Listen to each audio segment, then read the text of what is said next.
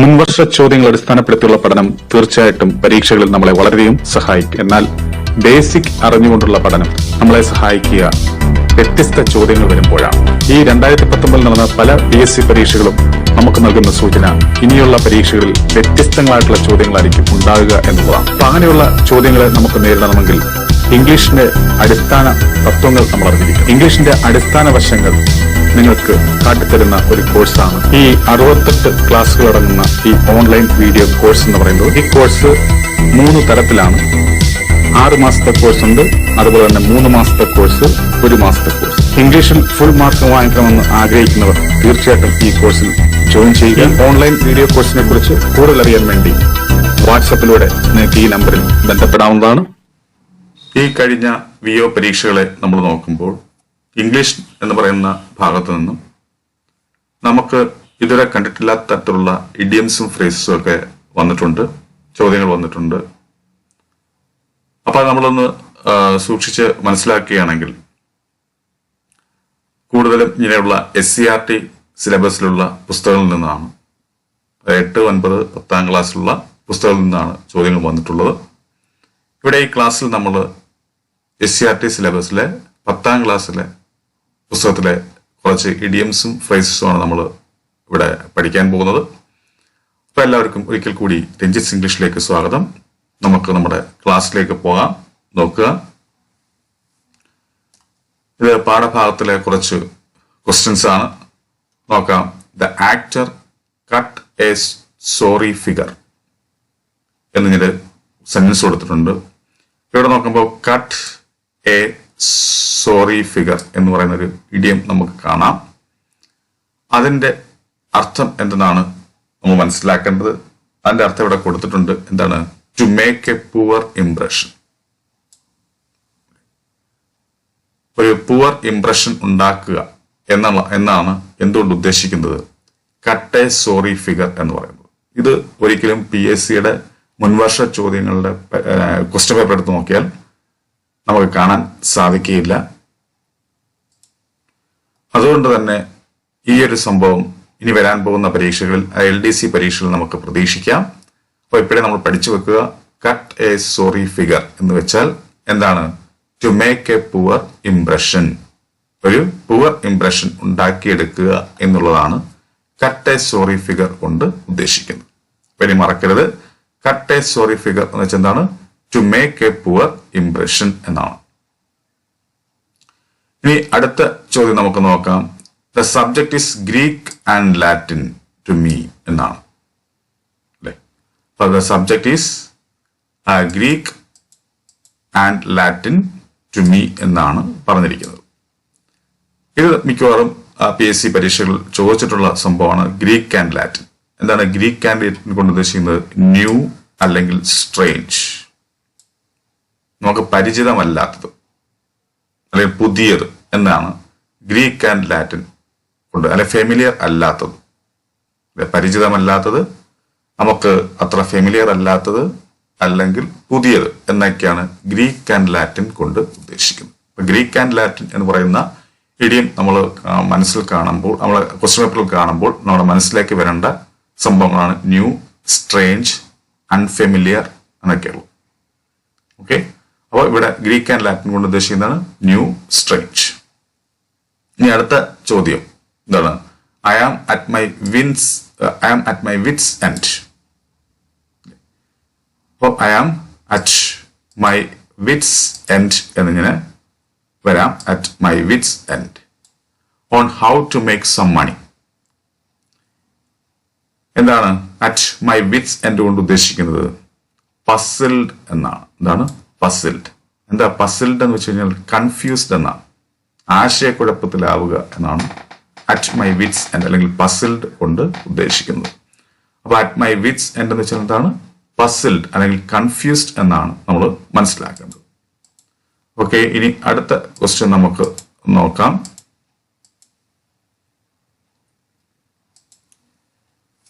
When a crisis comes, you must rise to the occasion. അപ്പോൾ ഇവിടെ rice to the occasion എന്ന് കൊടുത്തിരിക്കുന്നു. Rise to the occasion. എന്താണ് rise to the occasion എന്ന് പറയുന്ന ഇഡിയത്തിന്റെ അർത്ഥം നോക്കിക്കഴിഞ്ഞാൽ എന്താണ്? Perform one's role well. ഒരാളുടെ റോള് നല്ലതുപോലെ വഹിക്കുക അല്ലെങ്കിൽ പെർഫോം ചെയ്യുക എന്നാണ് ഇവിടെ ഉദ്ദേശിക്കുന്നത്. അപ്പൊ റൈസ് ടു ദ ഒക്കേഷൻ എന്ന് വെച്ച് കഴിഞ്ഞാൽ അവസരത്തിനൊത്തു ഉയരുക എന്നർത്ഥമില്ല, അല്ലെങ്കിൽ പെർഫോം വൺസ് റോൾ വെൽ എന്നാണ്. ഒരാളുടെ റോള് ഭംഗിയായി എന്ത് ചെയ്യുക, പെർഫോം ചെയ്യുക എന്നർത്ഥത്തിലാണ് ഇവിടെ ഉദ്ദേശിക്കുന്നത്. അപ്പൊ ഇതും പരീക്ഷയ്ക്കാണെങ്കിൽ ചോദിക്കാം. റൈസ് ടു ദ ഒക്കേഷൻ എന്താണ്? Perform one's role well. ഇനി അടുത്ത ചോദ്യം നമുക്ക് നോക്കാം. The prices are using by leaps and bounds. ഇതും മുൻവർഷ ചോദ്യങ്ങൾ ചോദിച്ചിട്ടുള്ളതാണ്. ബൈ ലീപ്സ് ആൻഡ് ബൗണ്ട്സ് എന്ന് വെച്ചാൽ എന്താ? റാപ്പിഡ്ലി. റാപ്പിഡ്ലി കൊണ്ട് എന്താ ഉദ്ദേശിക്കുന്നത്? പെട്ടെന്ന് നടത്തില്ല, വളരെ പെട്ടെന്ന്, റാപ്പിഡ്ലി. അതിന്റെ ഓപ്പോസിറ്റ് എന്താണ്? ഗ്രാജുവലി എന്നാണ്, ക്രമേണ എന്നർത്ഥം.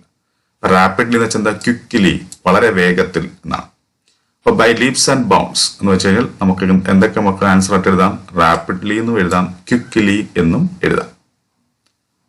ഇനി അടുത്ത ചോദ്യം നമുക്ക് നോക്കാം. At the 11th hour he decided to apply for the post. അപ്പൊ അറ്റ് ദ 11th hour എന്നുള്ളതാണ് ഇവിടുത്തെ എന്താണ് ഇഡിയം ആയിട്ട് വന്നിരിക്കുന്നത്. അതിന്റെ അർത്ഥം എന്താണ്? അറ്റ് ദ ലാസ്റ്റ് മൊമെന്റ്, ഏറ്റവും അവസാന നിമിഷം. അതാണ് അറ്റ് ദ ലാസ്റ്റ് മൊമെന്റ്. അപ്പൊ അറ്റ് ദ 11th hour എന്ന് വെച്ചാൽ എന്താണ്? അറ്റ് ദ ലാസ്റ്റ് മൊമെന്റ് എന്നാണ് ഈ ഇഡിയത്തിന്റെ അർത്ഥം. ഇനി അടുത്തത്, if you work by fits and starts you won't succeed. ഇപ്പൊ fits and starts, by fits and starts എന്ന് പറയുന്ന ഇഡിയത്തിന്റെ അർത്ഥമാണ് നമ്മൾ മനസ്സിലാക്കേണ്ടത്. എന്ന് വെച്ചാൽ അൺസ്റ്റഡിലി എന്ന അർത്ഥമില്ല, എന്നുവെച്ചാൽ സ്റ്റഡി ആയിട്ടല്ലാതെ. ദാറ്റ് മീൻസ് ഇൻകൺസിസ്റ്റന്റ് ആയിട്ട് നമുക്ക്, അതായത് നമ്മുടെ ജോലി ഇൻകൺസിസ്റ്റന്റ് ആയിട്ട് ചെയ്യുകയാണെങ്കിൽ, സിസ്റ്റമാറ്റിക് അല്ലാതെ ചെയ്യുകയാണെങ്കിൽ യു വോണ്ട് സക്സീഡ് എന്നാണ് പറയുന്നത്. നിങ്ങൾ ഒരിക്കലും വിജയിക്കില്ല എന്ന് പറയുന്നത്. ഏതൊരു പ്രവൃത്തി അല്ലെങ്കിൽ ഏതൊരു ലക്ഷ്യത്തിന്റെ ഒരു പ്രവൃത്തി നമ്മൾ ചെയ്തേ പറ്റത്തുള്ളൂ. ആ പ്രവൃത്തി എങ്ങനെ ആയിരിക്കണം? കൺസിസ്റ്റന്റ് ആയിരിക്കണം, സ്റ്റഡി ആയിരിക്കണം. അങ്ങനല്ലാത്ത ജോലികൾ, നമ്മൾ ചെയ്യുന്ന പ്രവൃത്തികളൊന്നും വിജയത്തിലേക്ക് എത്തത്തില്ലെന്നാണ് ഇവിടെ പറയുന്നത്. അപ്പൊ ഫിറ്റ്സ് ആൻഡ് സ്റ്റാർട്സ് എന്ന് വെച്ചാൽ എന്താണ്? അൺസ്റ്റഡിലി എന്നാണ്. ഇത് നമ്മൾ മറക്കാൻ പാടില്ല. ഫിറ്റ്സ് ആൻഡ് സ്റ്റാർട്സ് എന്ന് വെച്ച് കഴിഞ്ഞാൽ അൺസ്റ്റഡിലി എന്നാണ് നമ്മൾ മനസ്സിലാക്കേണ്ടത്. ഇനി അടുത്ത ചോദ്യം നോക്കാം. I will stand by you through thick and thin. Okay, thick and thin. എന്താണ് തിക്ക് ആൻഡ് തിൻ എന്ന് വെച്ച് കഴിഞ്ഞാൽ? During good and bad times. എന്നുവെച്ചാൽ നല്ല കാലത്തും ചീത്ത സമയത്തും, അല്ലെങ്കിൽ നല്ലതും മോശമായിട്ടുള്ള കാലഘട്ടങ്ങളിലും എന്നർത്ഥമില്ല. അപ്പൊ I will stand by you through thick and thin എന്ന് വെച്ചാൽ ഞാൻ നിന്നോടൊപ്പം നിൽക്കും, നിന്റെ നല്ല സമയത്തും മോശ സമയത്തും. അതാണ് തിക്ക് ആൻഡ് തിൻ കൊണ്ട് ഉദ്ദേശിക്കുന്നത്. തിക്ക് ആൻഡ് തിൻ എന്ന് വെച്ചാൽ എന്താ? During good and bad times. അപ്പൊ ഇതാണ് ശരിയായിട്ട് മനസ്സിലാക്കി വെക്കേണ്ടത്. അപ്പൊ തിക്ക് ആൻഡ് തിൻ എന്ന് പറയുന്ന ഇഡിയം കണ്ടു കഴിഞ്ഞാൽ നമ്മൾ മനസ്സിലേക്ക് വരുന്നത് during good and bad times എന്നാണ്. അപ്പോൾ ഇവിടെ ഈ പഠിച്ചതിൽ ഒട്ടും നമ്മൾ കേട്ടിട്ടില്ലാത്ത ഒരു ഫ്രേസ് എന്ന് പറയുന്നത് നമ്മൾ ആദ്യം പറഞ്ഞ സംഭവമാണ്. ഏതാണ്? കട്ട് എ സോറി ഫിഗർ എന്ന് പറയുന്നത്. ഇത് പരീക്ഷയ്ക്ക്, ഇനി വരുന്ന പരീക്ഷയ്ക്ക് തീർച്ചയായിട്ടും ചോദിക്കാം. കാരണം ഇങ്ങനെ അപരിചിതമായിട്ടുള്ള, നമ്മൾ ഇതുവരെ കണ്ടിട്ടില്ലാത്ത എന്താണ് ഇഡിയംസും ഫ്രേസും ആണ് കൂടുതലും ചോദിക്കുന്നത്. അപ്പൊ എന്തായിരിക്കും? To make a poor impression എന്നുള്ളതാണ് നമ്മൾ മനസ്സിലാക്കി വെക്കേണ്ടത്. ഈ SCERT സിലബസിലെ ഈ പുസ്തകത്തിൽ കുട്ടികൾക്ക് വേണ്ടി കുറച്ച് ക്വസ്റ്റ്യൻസ് ഉണ്ടായിരുന്നു. അത് നമുക്കൊന്ന് നോക്കാം. എന്താണ് ഇവിടെ പറയുന്നത്? Given below are sentences which contain certain idiomatic expressions. Read the sentences and write the meaning of the idioms. അപ്പം ഇവിടെ ഈ താഴെ കുറച്ച് സെന്റൻസ് കൊടുത്തിട്ടുണ്ട്. ആ സെന്റൻസിൽ കുറച്ച് ഭാഗം ചെയ്തിരിക്കുന്നു. ആ സെന്റൻസിൽ കുറച്ച് ഇഡിയോമാറ്റിക് എക്സ്പ്രഷൻ കൊടുത്തിട്ടുണ്ട്. ആ ഇഡിയോമാറ്റിക് എക്സ്പ്രഷന്റെ അർത്ഥം ഈ ബ്ലാങ്ക് ചെയ്തിരിക്കുന്ന ഭാഗത്ത് എഴുതണമെന്നാണ് പറഞ്ഞിരിക്കുന്നത്. അപ്പോൾ നമുക്കൊന്ന് നോക്കാം. ഫസ്റ്റ് ക്വസ്റ്റ്യൻ നമുക്ക് നോക്കാം. എന്താണ്? We can argue on the issue till the cows come home. ഇതാണ് ഇവിടുത്തെ ഇഡിയം. ഇതാണ് till the cows come home എന്നാണ്. എന്നുവെച്ചാൽ എന്താ ഉദ്ദേശിക്കുന്നത്? For a very long time എന്നാണ്. അപ്പൊ ഇതിന്റെ അർത്ഥം എന്ന് വെച്ചാൽ എന്താണ്? For a very long time, കുറെ നേരത്തേക്ക് എന്നർത്ഥമില്ല, കുറെ നേരം നീണ്ടു നിൽക്കുന്ന എന്ന അർത്ഥത്തിലാണ് till the cows home, till the cows come home എന്ന് ഉദ്ദേശിക്കുന്നു. അപ്പൊ till the cows come home എന്ന് വെച്ചാൽ എന്റെ അർത്ഥം എന്താ? For a very long time എന്നാണ് നമ്മൾ മനസ്സിലാക്കി വെക്കേണ്ടത്. ഇനി it is raining cats and dogs. ഇപ്പൊ റെയിനിങ് കാറ്റ്സ് ആൻഡ് ഡോഗ്സ് ഇത് നമ്മൾ PSC പരീക്ഷകളിലൊക്കെ കണ്ടിട്ടുള്ള ഐഡിയംസ് ആണ്. ഇപ്പൊ റെയിനിങ് കാറ്റ്സ് ആൻഡ് ഡോഗ്സ് എന്ന് വെച്ചാൽ എന്താ അർത്ഥം? ഇറ്റ് ഈസ് റെയിനിങ് ഹെവിലി, ഭയങ്കര ശക്തിയായിട്ട് മഴ പെയ്യുക, അല്ലെങ്കിൽ അസാധാരണമായ രീതിയിൽ മഴ പെയ്യുന്നതിനെ നമ്മൾ റെയിനിങ് കാറ്റ്സ് ആൻഡ് ഡോഗ്സ് എന്ന് പറയുന്നത്. അപ്പൊ എന്തായിരിക്കും? It is raining heavily. ഇപ്പൊ റെയിനിങ് ഹെവിലി എന്നാണ് റെയിനിങ് കാറ്റ്സ് ആൻഡ് ഡോഗ്സ് കൊണ്ട് ഉദ്ദേശിക്കുന്നത്. ഇനി അടുത്തത് നമ്മൾ കണ്ടിട്ടില്ലാത്ത ഒരു ഫ്രേസ് ആണ്. എന്താണ്? Radhika was tickled pink by the good news. Tickled pink എന്ന് പറയുന്നത് നമ്മളങ്ങനെ മുൻവർഷ ക്വസ്റ്റ്യൻ പേപ്പറിലൊന്നും കണ്ടിട്ടില്ലാത്ത ഒരു ഇഡിയമാണ്. അപ്പം ഇതാണ് നമ്മൾ പറഞ്ഞു വന്നതിൽ രണ്ടാമത്തെ ഒരു ഇഡിയം. എന്താണ്? മുൻവർഷങ്ങൾ കണ്ടിട്ടില്ലാത്ത ടിക്കിൾഡ് പിങ്ക്. അപ്പൊ Radhika was tickled pink by the good news. അപ്പൊ ടിക്കിൾഡ് പിങ്ക് എന്ന് വെച്ചാൽ എന്താ ഉദ്ദേശിക്കുന്നത്? വെരി എക്സൈറ്റഡ് എന്നാണ്, ഭയങ്കര സന്തോഷമുള്ള, എക്സ്ട്രീം ഹാപ്പി എന്നാണ് ടിക്കിൾഡ് പിങ്ക് കൊണ്ട് ഉദ്ദേശിക്കുന്നത്.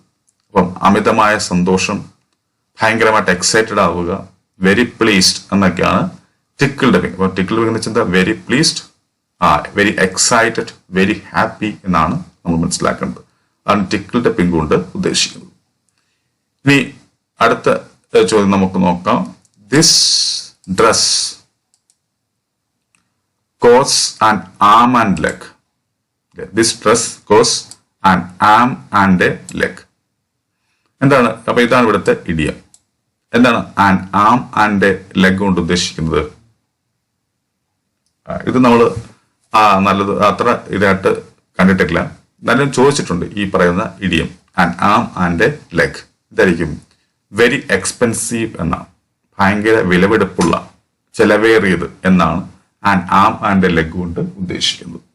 അപ്പൊ this dress costs an arm and a leg. അപ്പൊ an arm and a leg എന്ന് വെച്ചാൽ എന്താണ്?